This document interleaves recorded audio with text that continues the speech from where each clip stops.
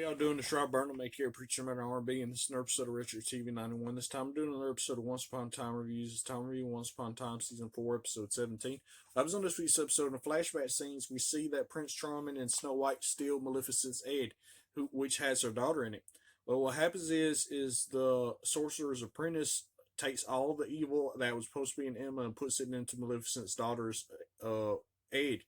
And after this, the sorcerer opens up a portal and Maleficent's daughter gets sucked into our dimension, and so does Ursula and Cruella de Vil. Well, that's all that happens in the flashback scenes besides Snow White and Prince Charming running into the altar, which they didn't know was the altar at the time. And what happens is we find out in the flashback scenes that the altar is the one that made the sorcerer's apprentice do this, so he locked the author up into the door inside the page. And what happens is at the end of the episode, they let the author out and then he escapes. So I see what happens to that.